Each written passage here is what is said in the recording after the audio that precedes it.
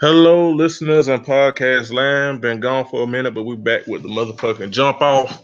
It is the Crown of College podcast. I am one half of your host, Jeremy, aka Black Dante on Twitter, aka Nigga Mort, aka please donate to my cash outs to fund my Get Jeremy a Switch for Christmas fund. Please, thank you so much. And I'm joined by the other half of the podcast, one of the dopest people that I've met via the internet over two identities, my friend and co-host. Going on, y'all? This is Bianca, aka Tall Bianca XO, aka BigSickBitch.com, because All right. Okay, all right. I am big and I don't feel my best, which is why I sound like an NPR radio host right now. Hello. Yeah, Bianca, hilarious. Bianca was sick last week and is still sick, but we figured we're gonna do a short little show, and hopefully Bianca will be back at 100%, and we will be giving y'all hashtag content at our regular time and our regular schedule. But we decided to give y'all a little something because we know y'all miss us and love us, and we consistency is what we go for here at the Crown of College podcast. So we bike. Yeet. So first of all, I have to get this off my chest. I told Bianca pregame I haven't ran in my spirit, and I do. We are recording this on Thursday, which Thursday. First of all, I gotta say this. I listen. God bless Susan. That girl try. I will give her that. She has her own lane and she sticks to it. She knows that her lane is subtweet music and she does it well, and that is perfectly her lane, and she stays in it. And I ain't mad. This is get your coins. However, I'll be damned if that girl don't sing like somebody like she sing live like she got her tongue stuck on like a bar of ice or some shit. Like I'll be damned. I'll be damned if when she sing live, she don't sound like she got ice in her mouth. I'll be damned. Cause ooh shit. That one clip on Twitter, she said, "Toys." I'm like, girl, did you burn your tongue with some grits or something? Like, what the Could fuck you is you? imagine her and Dej Loaf making songs together? Like make a Oh, whole album together? like somebody just got a heavy ass tongue. I'm gonna kill your whole motherfucking family. Like they enunciate the shit out of some guy. Like they'll treat like consonants like vowels, like enunciating the shit out of them for no goddamn reason. That'll be some shit. But that ain't I my might, rent. But I might listen to that. you know what?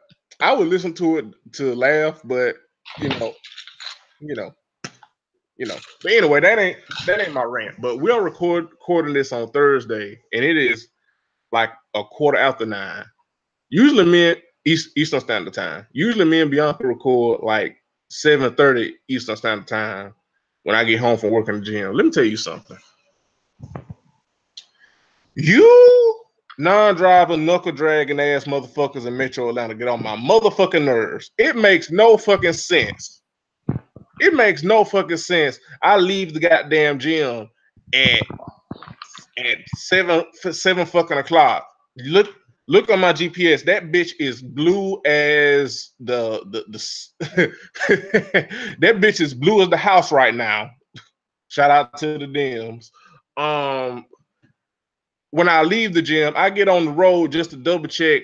That bitch turned red within like 10 minutes. You non-driving ass niggas get on my motherfucking nerves in Metro Atlanta. I'll be damned. And listen, I look, I at first I kind of resented this because I felt like people were being extra, and I still do to an extent. But listen, I totally get why people say don't move your ass to Atlanta. And I ain't talking about you motherfuckers that live in some motherfucking Marietta talking about don't move to Atlanta. You ain't even in the fucking perimeter, so I don't even like that shit. Trip, it'd be a motherfucker living in social circle talking about don't move to Atlanta, nigga. You ain't in Atlanta. The fuck, you ain't even in the metro. What the fuck are you talking about? But anyway, I want y'all to get y'all cousins because they stressed me the fuck out. Like I told I had Bianca, when I text you, like it was like 8 something like My phone way 8:15. over there. I don't even know. Yeah, well, same. I feel you. But I text Bianca like 8:15 EST, like girl, I ain't even home yet. Like it's a goddamn accident. I swear, like it'll be some shit where like you see your destination. That bitch blue as a motherfucker, blue as the sky. Then you get on the road, you check the shit again, the shit turn yellow. You're like, okay. Then that bitch go red. Then it take you to the alternate route. Then you get on the alternate route, it's an accident on the alternate route. Then you get on another alternate route, it's an accident on that motherfucker. It's like y'all niggas don't have homes to go to. Just y'all don't have y'all ain't got homes to go to. You ain't got dinner to be cooking. You ain't got shows to be watching, something other than being on the road causing goddamn accidents. Like what? Oh, this is why I always say people think I be bullshitting. Listen, I'm from the country. I feel more safe and more comfortable driving on dirt roads going 90 fucking miles per hour on some bad tires than I do driving in Metro Atlanta, because you don't know these niggas can't drive.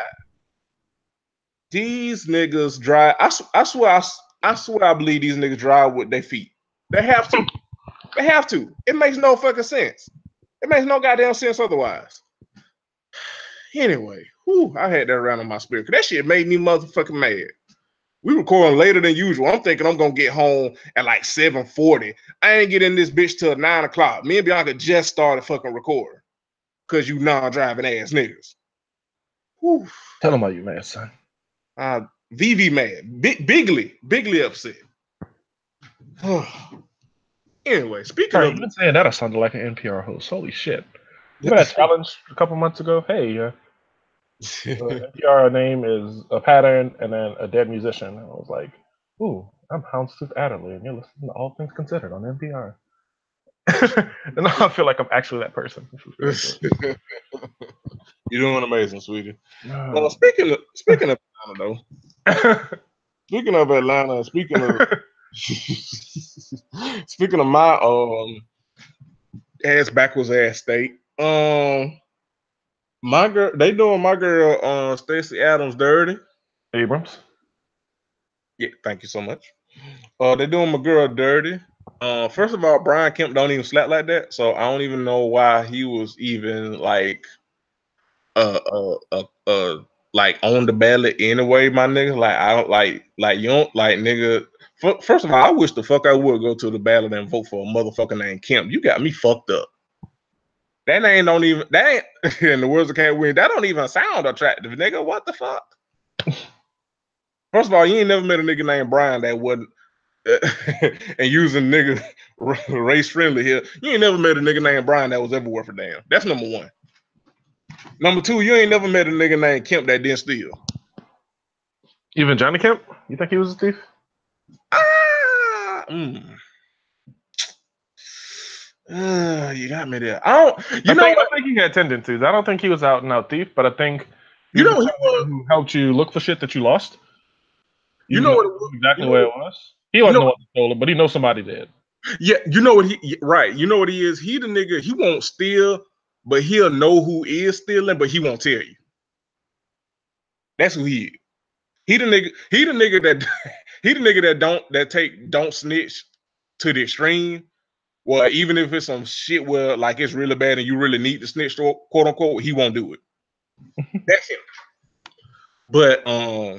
But speaking of stealing, this this flows naturally. They got my girl tied up in some bullshit. Hopefully, I think it'll be a runoff, and I think maybe we'll re-vote. I think from what I saw, I think they pushing for December 4th, but I don't know if that's confirmed yet or not. But who child of voter suppression? This goddamn furt looking motherfucker. How you gonna suppress votes and then resign on the day after the motherfucking election or 2 days after the goddamn election? You bitch, you. Brian Kemp, boy, fuck you. If you ever happen to listen to this shit, boy, fuck you. But that ain't why I'm bringing up Stacey. Because I knew. First of all, I believe Stacey can. I believe she can make a mean ass pot of greens. I just feel it in my spirit. I feel like her greens and macaroni and cheese is banging. I just feel it. I feel it in my bones. But with that said, I knew she was the person I needed to vote for. Because my girl Stacy, in her past life, under alternate name, my girl is out here writing hood nigglature. Yes, my nigga, This yes. whole show has come full circle. It comes full circle here on the Crown of College podcast. My girl Stacy is out here writing, not only running for governor, but writing hood nigglature. And just cop to it. It was like, yeah, that was me. Yeah, because I thought the shit, because a friend came over to my house Saturday and told me this shit, and I was like, girl, you fucking, I know you fucking lying. She was like, nah. When she was doing her runs for the campaign, and she was doing a radio show here. I forget the name of the damn one, but they brought it up, and she was like, oh yeah, I just wrote on a different name back in the day. Yeah, that's me. Yeah. Well, she wrote under the name Selena Montgomery, which, first of all, that is a black ass damn name. That is black as fuck. But one of her books is called Hidden Sin. Let me tell you something. My next paycheck, just to be in solidarity with hopefully with this investigation and this bullshit that they hopefully gonna Trump Brian Kemp up on. Hopefully my next governor is so in solidarity. I'm gonna buy this goddamn book and I'm gonna read it, and then I'm gonna bring it back and talk about it on the Crown of College podcast. That's what you have to have, solidarity, okay? But yes, so if you want to see what Stacy is doing in her downtime, or what she did do in her downtime before she was out here trying to change Georgia and change the world and lives of so many people, go on Amazon and check out Selena Montgomery and her countless hood nigglature. So that's been your homework and piece. I almost said POC. PSA. Your PSA and homework from the Crown of College podcast. Speaking of black women just doing all types of things and being amazing. And speaking of elections, so and probably what was one of the most compelling and heart-wrenching in a good way things that I saw over the midterm elections is that Lucy McBath won holy shit. She got elected to Congress and took, if I'm reading this right, wasn't it Newt Gingrich old seat? I think. Yeah, if I'm not mistaken. North Carolina? Yeah. Lucy McBath, whose son Jordan Davis, and this is from in New York Magazine. Let me start that over. Lucy McBath, whose son Jordan Davis was murdered by a racist motorist in Florida. Ooh, child. Speaking of Florida, child. Florida always on this shit. Fucking Florida. Oh. Woo. Talk about ballot. Florida, it's something always with Florida and motherfucking ballots. I swear for God. Ooh, child. But anyway, yes, Jordan Davis was slain by a racist motorist in Florida, 2014. She declared victory on Wednesday in her bid to unseat Republican incumbent Karen Handel as representative of Georgia's 6th congressional district. McBath currently holds a lead of around 3,000 votes, well within the recount range according to the Atlanta Journal-Constitution, with 4,700 combined provisional overseas ballots yet to be counted by Fulton County, part of which is included in the district. Quote, I pledge to work hard fighting for every single person and family in this district, McBath said in a statement. Handle conceded on Thursday. I think every state should switch to vote by mail. Yo, listen. I'm gonna tell you, living out here. So where I grew up in New Orleans, voted at an elementary school, and we had something like 6 voting machines. It was a little cafeteria, so it didn't have the most space, but on the whole, even when the lines were long, like on 2008 election day, for example, we got in and out pretty quick. Yeah. And in 2012, I voted early, but there was like only a handful of places to vote early.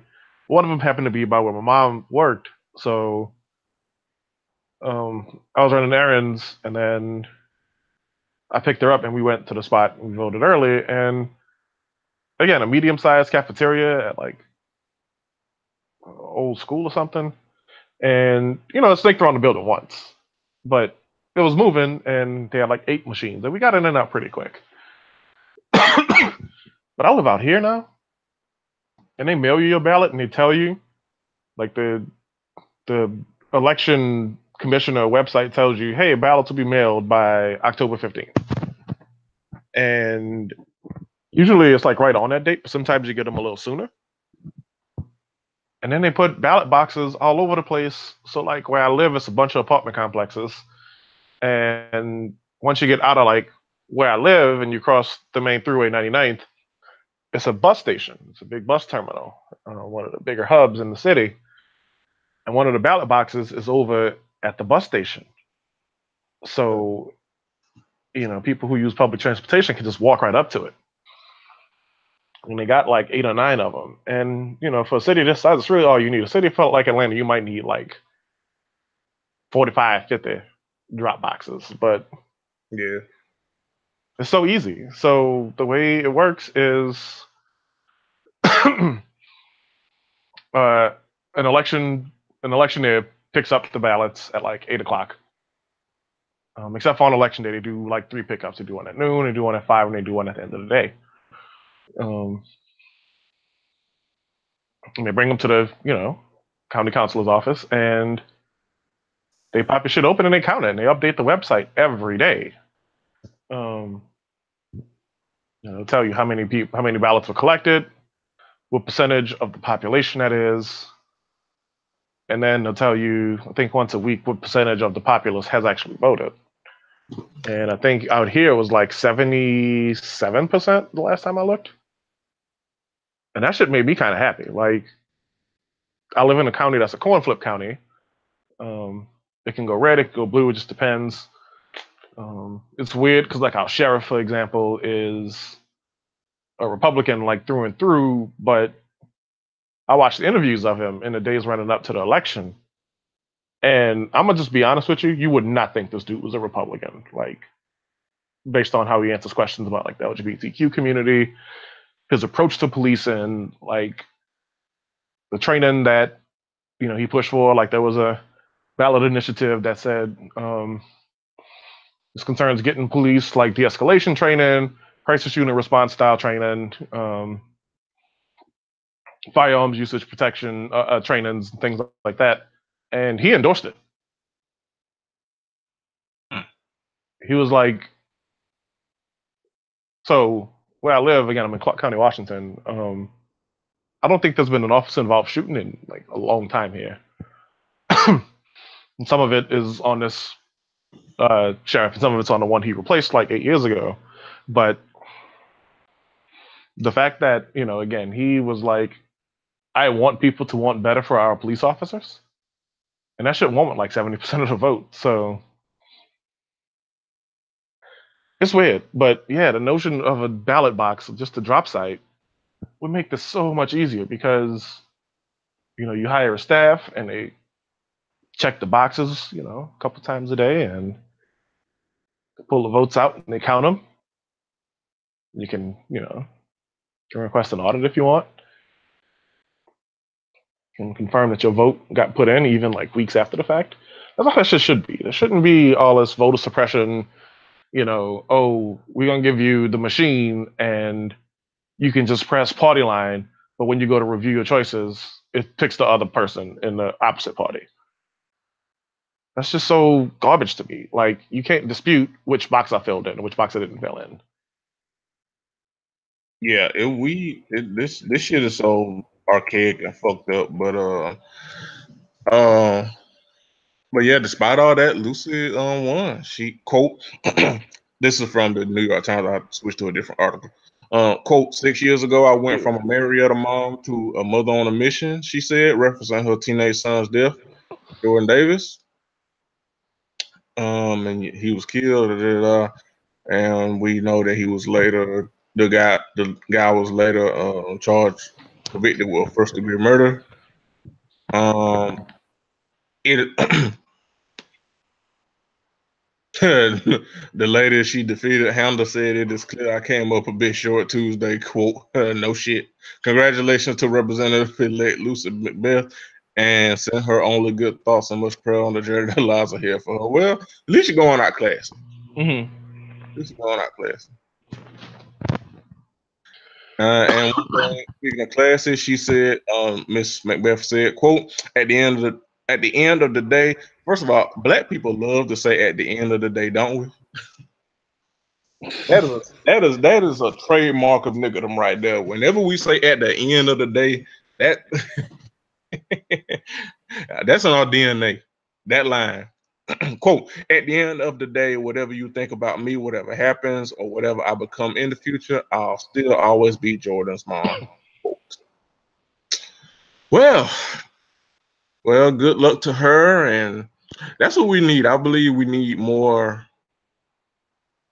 like activists, or at least advocates that's kind of like grassroots or from the ground up, either by choice or by circumstance, in these in these positions of power. And all the best to her. Black women coming to fuck through and doing awesome shit.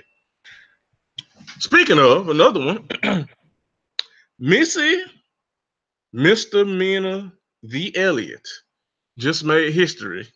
She is now the first female rapper to become a Songwriters Hall of Fame nominee. First of all, For rap, yeah. Yeah, well, yeah, for rap. But first of all, the first, and it always boggles me that it's like 2018 and we're still doing first. But because we're not to take the shine off Nicki. I mean, damn, not Nicki. Ooh, hell no, not Nicki. Ooh, shit. Because wasn't Jay-Z like the first rapper to be inducted just recently? I think so, yeah. Yeah, he was the first rapper, period, to be inducted just recently, wasn't he? Yeah, I want to say that was like 2016 or thereabout. Yeah, because it ain't but three. It ain't but three. It's Jay-Z and Jermaine Dupri just got inducted like literally like a week ago or 2 weeks ago, and now Missy. So yeah, it ain't but three, and she the first woman. So wow. But yes, according to the Associated Press, Missy could and she will, because we're putting it into the universe because she fucking deserves, become the third rapper in history to enter the prestigious organization following Jay-Z and Jermaine Dupri. With a career spanning more than 2 decades, the rapper, singer, songwriter, producer, dancer, and overall iconic, has crafted songs for Beyonce, Janet Jackson, Mariah Carey, Aaliyah, Diddy, Whitney Houston, and more. Songwriters are eligible for induction after writing hit songs for a minimum of 20 years. A minimum of 20 years. Holy shit. Missy responded to the news on Twitter, writing, "I am humbly grateful to be nominated with so many other amazing and all caps writers." Missy is just, you can't say nothing bad about Missy Elliott, man. She is a wonderful human being. Like, and Asian, listen, Missy Asian in reverse. She aged. I'm convinced she got whatever fucking potion Pharrell got, because I'll be damned if every time I don't see Missy Elliott, she getting finer and finer and finer and finer. I like what? It's like she got a secret cauldron of just like, I'm going to level up and stun on you hoes every day. Like what? Anyway, as I continue, Missy is among the performing nominees, which includes Mariah Carey, Chrissy Hyde, Vince Gill, Mike Love, Jimmy Cliff, Jeff Lyon. I'm probably fucking up some of these names. Forgive me. Cat Stevens, John Prine, Lloyd Price, Tommy James, and the Eurythmics. Annie Lennox and Dave Stewart. And the Lennox is the front woman of Eurythmics, and Annie Lennox is more or less a religion in this here house. So thank you so much, Frank. Some respect on Annie Lennox's name. No, and the non-performing nominees are Jack Tempich, Dean Dillon, Jerry Fuller, Tom T. Hall, Rogers Nicholas, and Dallas Austin. All right. In 2020, Missy will be eligible for the Rock and Roll Hall of Fame. And I love the article here. Let's hope she makes that milestone too. And throw in a future MTV Michael Jackson Video Vanguard Award while we're at it, which she is long overdue for. Well, the Rock and Roll Hall of Fame says you got to have been making music for 25 years. And I think Missy's first thing was in 94, I want to say, where she was credited as an artist. Because remember, she was in the Devontae Swing House for all those years with Timbaland, and crazy enough, with Pharrell also. And there's some interesting history in terms of like what that experience was like for them, how it changed, and why they ultimately all had to break off. But yeah, it wouldn't shock me to learn that, like certain years may not have necessarily been counted because she was an accredited artist or accredited contributor, whatever. But yeah, 25 years is the minimal threshold. It's so much shit that Missy has been a part of. Like, it's amazing. Like, Missy, you just have to put respect on her name. You have to. There's no, like, she commands respect in everything that she does. Everything. It's so much, like, our faves, a lot of our faves, my fave, your fave, they fave, everybody fave. It wouldn't be no faves if it wasn't for Missy. Wouldn't be. So you really have to put respect on her name and appreciate her and give her all the roses and all the things that she deserves, because she deserves them. And I know a lot of us, some of us of the opinion that we shouldn't be begging the MTV to give her the video, the Vanguard Award, and that like we, like us, maybe like BET or something, should be celebrating and giving her the award, which I don't disagree with. I get it, but I feel like it's not so much people begging, or in my opinion, it's not so much people begging. It's just saying, yo, like, how, like, what? Like, you're not gonna give what? You're not gonna give hoops they just do? Like, really? Like, that's what we doing? Of all the people to not give an award to, we gonna not give it to Missy? Really? That's what we doing. That's what we doing on the ground. Okay, cool. But I'm excited. I'm excited for Missy, and like I said, hopefully she deserves. She more than deserves. She's old, and she is old, honestly. And we really, as a community, as a planet, as anything under the sun, we really don't deserve Missy. Really don't. So, yeah.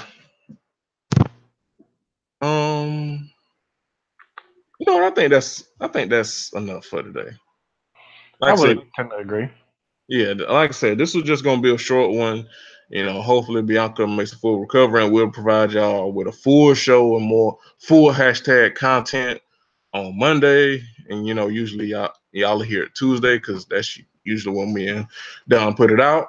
So yeah, share this, like this on Facebook, Facebook page. The link is, which me and Bianca gonna get that together because Lord knows, y'all know I'll get on Facebook like once every 2 months.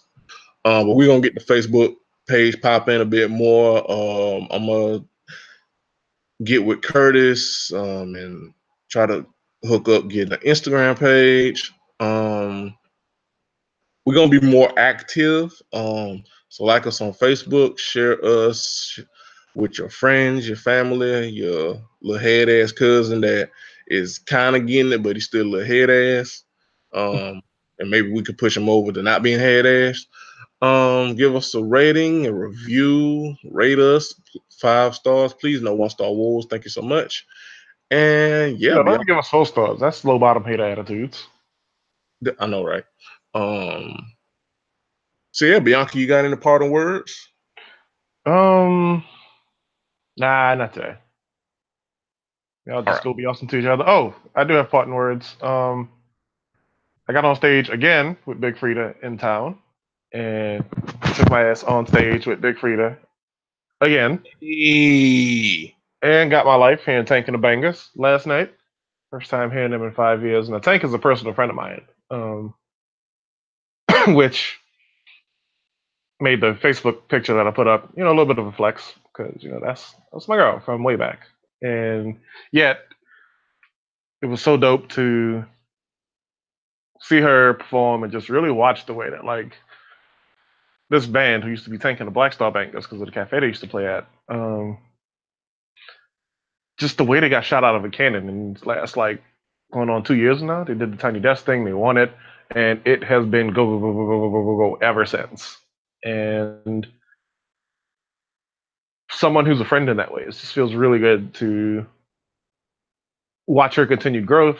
And yesterday we got to catch up for a little bit, which I needed because I just needed to be around some people from New Orleans again and to the accents and the stories and the travel stories and everything. So this is my thank you 2018 to both Big Frida and Tank and the Bangers. So yeah, if they come to your city, go check them out. That's what I'm trying to say here. Yep. And I think with that, we're gonna call it a show. So we'll see y'all next week. All right, man.